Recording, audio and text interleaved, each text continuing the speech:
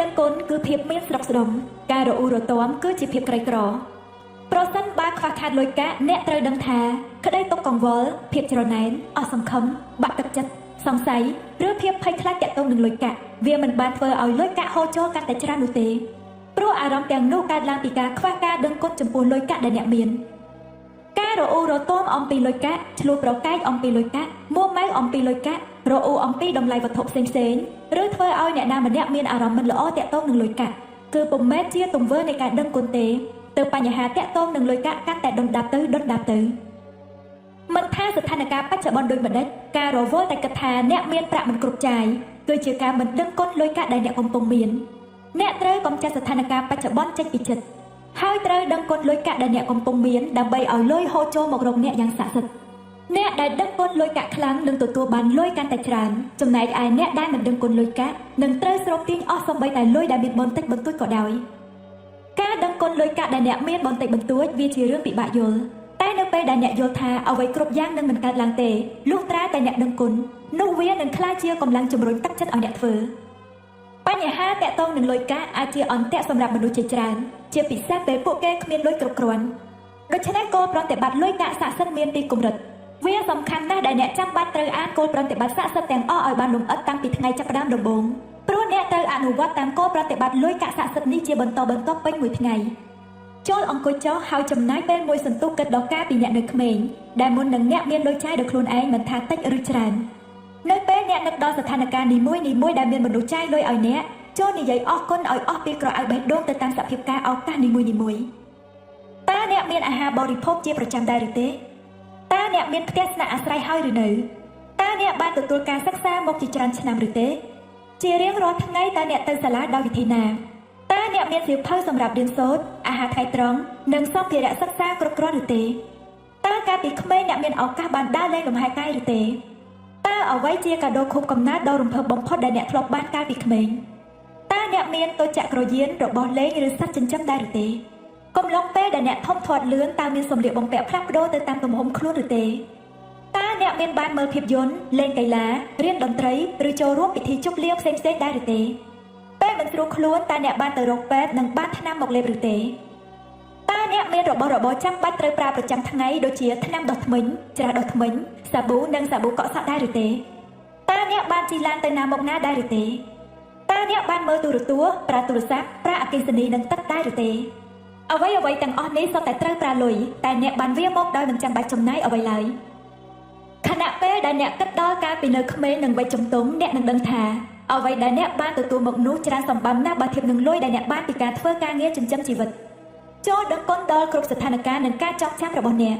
ព្រោះនៅពេលអ្នកដឹងគុណដល់លុយដែលអ្នកបានទទួលពីអតីតដោយសុខចិត្តនោះលុយកាក់របស់អ្នកនឹងកើនឡើងយ៉ាងស័ក្តិសិទ្ធិនាអនាគតច្បាប់ចក្រវាឡអាចធានាពីរឿងនេះដើម្បីបន្តគោលប្រតិបត្តិលុយកាក់ស័ក្តិសិទ្ធិបានចូលយកលុយចេញមកមួយសន្លឹកហើយសរសេរលើ sticker បិទលើលុយនោះថាអរគុណលុយទាំងអស់ដែលខ្ញុំធ្លាប់បានទទួលមកពេញមួយជីវិតនេះដាក់លុយស័ក្តិសិទ្ធិនោះនៅក្នុងហោប៉ៅឬកាបូបជាប់នឹងខ្លួនអ្នកក្នុងថ្ងៃនេះរួចដកមកមើលយ៉ាងហោចម្ដងនៅពេលព្រឹកម្ដងនៅពេលរសៀលឬច្រើនដងតាមដែលអ្នកត្រូវកា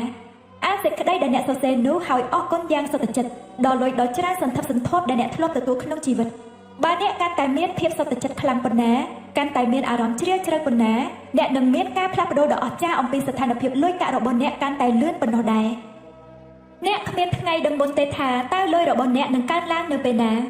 តែអ្នកអាចនឹងមើលឃើញស្ថានភាពផ្សេងជាច្រើនដែលបានផ្លាស់ប្ដូរដើម្បីឲ្យអ្នកមានលុយកាន់តែច្រើនអ្នកអាចមានលុយដែលមិនធ្លាប់ដឹងថាមានអ្នកអាចបានទទួលសាច់ប្រាក់ឬក៏សាច់ដោយនឹកស្មានមិនដល់បានទទួលការចុះតម្លៃប្រាក់សំណងឬការទទួលវត្ថុដែលមានតម្លៃជាសាច់ប្រាក់ជាដើមបន្ទាប់ពីថ្ងៃនេះទៅចូលដាក់លុយស័ក្តិសិទ្ធិរបស់អ្នកនៅកន្លែងដែលអ្នកមើលឃើញរាល់ថ្ងៃឲ្យច្បាស់ដើម្បីរំលឹកឲ្យអ្នកអរគុណដល់លុយសន្ធឹកសន្ធាប់ដែលអ្នកបានទទួលចូលកុំភ្លេចថាបើអ្នកកាន់តែមើលលុយស័ក្តិសិទ្ធិនេះញឹកញាប់ប៉ុណ្ណាហើយមានអារម្មណ៍ដឹងគុណលុយដែលអ្នកបានទទួលខ្លាំងប៉ុណ្ណាវានឹងធ្វើឲ្យភាពស័ក្តិសិទ្ធិកើតឡើងច្រើនទៅតាមនោះផងដែរការដឹងគុណចំពោះលុយដ៏ច្រើនស្មើនឹងការហូរចូលលុយដ៏ច្រើនដូច្នោ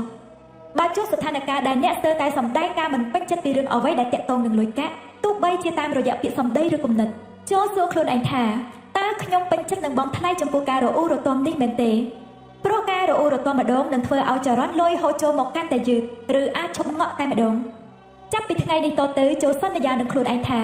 ពេលណា ក៏ដោយដែលអ្នកទទួលបានលុយមិនថាជាប្រាក់ខែប្រាក់សំណងប្រាក់បញ្ចុះថ្លៃឬវត្ថុគេឲ្យដែលមានតម្លៃជាសាច់ប្រាក់អ្នកត្រូវតែដឹងគុណចំពោះវាក្នុងបណ្ដាសភាវៈទាំងឡាយនោះមានន័យថាអ្នកបានទទួលលុយមកហើយបណ្ដាសភាវៈនីមួយៗបានផ្ដល់ឲ្យអ្នកមានឱកាសប្រើធម៌ពលស័ក្តិសិទ្ធិនៃការដឹងគុណនេះដើម្បីធ្វើឲ្យលុយរបស់អ្នកកើនទ្វេឡើងជាលំដាប់ដោយក្តីអំណរអរគុណដល់លុយដែលអ្នកទើបនឹងទទួលគោលប្រតិបត្តិស័ក្តិសិទ្ធិលេខ5 1. អនុវត្តគោលប្រតិបត្តិស័ក្តិសិទ្ធិលេខ1គឺគិតដល់តែរឿងល្អៗនៃជីវិតសាឡើងវិញពីប្រការ1ដល់ប្រការ3ដោយកត់ត្រារឿងល្អៗ10យ៉ាងរួចសរសេរហេតុផលដែលអ្នកត្រូវដឹងគុណអានកំណត់ត្រានេះសារជាថ្មីម្ដងទៀតលុះពេលអានរឿងល្អនីមួយៗចប់ហើយចូលនិយាយថាអរគុណអរគុណអរគុណ